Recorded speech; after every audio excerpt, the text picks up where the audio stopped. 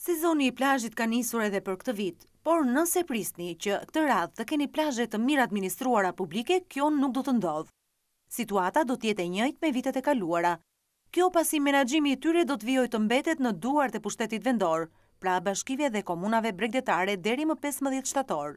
Në një intervistë për News 24, drejtori i Agjencisë Kombëtare të Bregdetit Aurontare shprehet se situata kaotike e vijës bregdetare në të gjithë këto vite është pasojë e keq menaxhimit nga pushteti lokal.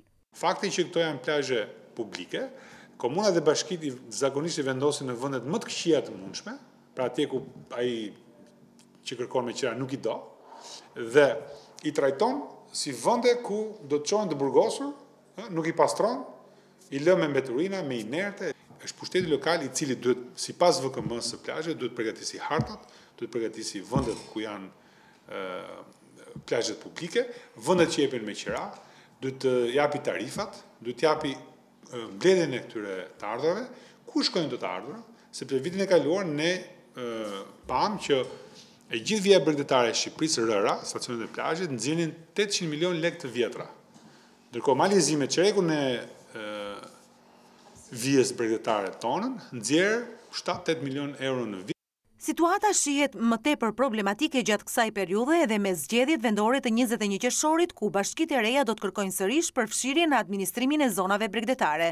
Është një proces i gjatë, duhet dhe përfshirja e pushtetit lokal, sepse ka dhe kundërshtim nga pushteti lokal për situash nëse ti merr administrimin e vijës bregdetare, dhe formula që ne kemi propozuar është ashtu siç thash në vendet fqinje, Kroacia, Malizi, ku të ardhur që dalin nga një plazh specifik, për shembull Hamallaj apo Gjirilaxhet, ato të ardhura i rikthehen përsëri asaj zone. Pra pushteti lokal nuk është i përjashtuar.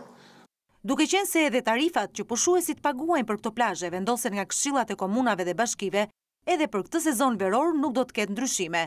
Tarifat caktohen nga këshilli i komunës apo i bashkisë. Pra janë ato që i taktojnë tarifat. Ne përsëri kemi bërë dhe atje një studim ku sipas formulave që kemi parë nga fqinjët, tarifat i përcakton tregu, pra nuk mund t'i përcaktojë komuna dhe bashkia. Por cili është modeli propozuar nga Agjencia Kombëtare e Bregdetit për menaxhimin e plazheve dhe hapësirës bregdetare në përgjithësi?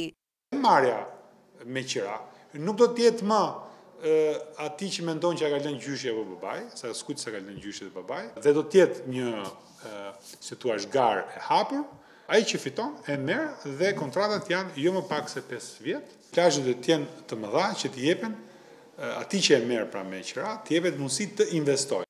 Megjithatë, përsa i takon mirëmbajtjes dhe pastrimit të plazheve publike, qeveria përmes një vendimi të Këshillit Ministrave ka vendosur që deri më 15 shtator 300 punonjës në plazhet më të mëdha të vendit të sigurojnë pastërtinë në to.